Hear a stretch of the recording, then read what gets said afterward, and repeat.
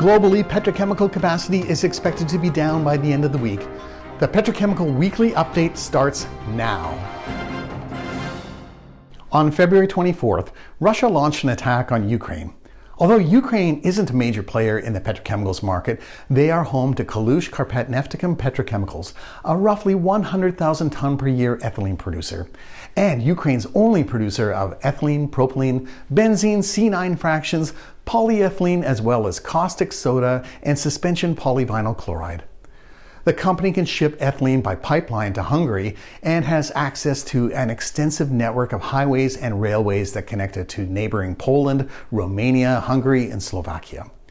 As a result of the declaration of martial law on February 24th, in a press release made by the company, it said it would shut down the complex to prevent any adverse consequences and taking into account the fact that Karpatnaftochim Limited is a critical infrastructure entity.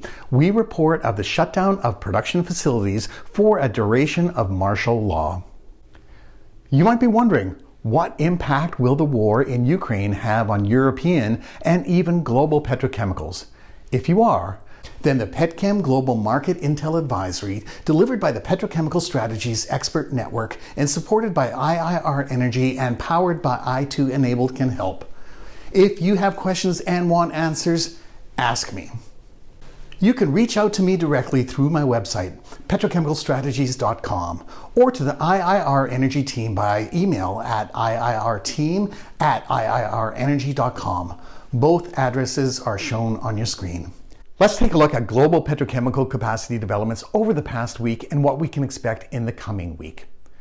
I am using the Petchem Global Market Intel Start of Day dashboard, which combines site capacities and offline events with optimized feed slates to look at available capacity in millions of pounds of cracker products per day.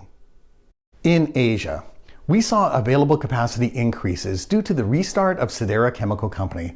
This was offset by offline events at the Arabian Petrochemical Company and Ineos Corporation for a net gain in the Asian region. As mentioned last week, Total Energies Phase-One complex came down, which accounted for the majority of change in the European region, along with the Karpatnaftochim complex in Ukraine, as I mentioned earlier. Also, available capacity was down at the Eastman cracker in Longview, Texas. By the end of this week, we see capacity reductions in Japan offset by a restart at Morvarid Petrochemicals in Iran for a net reduction in Asia.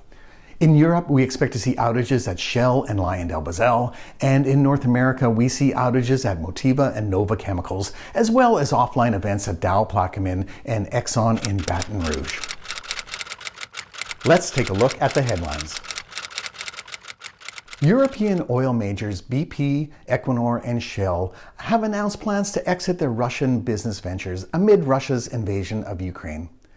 Additionally, ExxonMobil and Total Energies have announced they are discontinuing activities in Russia as well.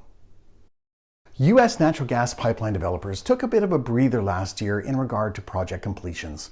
According to the U.S. Energy Information Administration, 7.44 billion cubic feet per day of natural gas pipelines were added in the U.S. in 2021.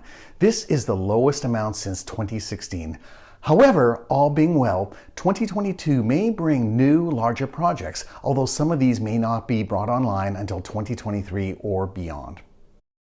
And finally, in the news, the global semiconductor chip shortage has continued to adversely affect production of many consumer products in the automotive, personal computer, and other markets. Ukraine supplies more than 90% of the U.S. semiconductor-grade neon, critical for lasers used in chip making. Neon is a byproduct of Russian steelmaking and is purified in Ukraine. Thank you for watching the Petrochemical Weekly Update. If you have any questions about anything you saw here today, ask me. My name is Robert Sawchuk, and I will see you next time.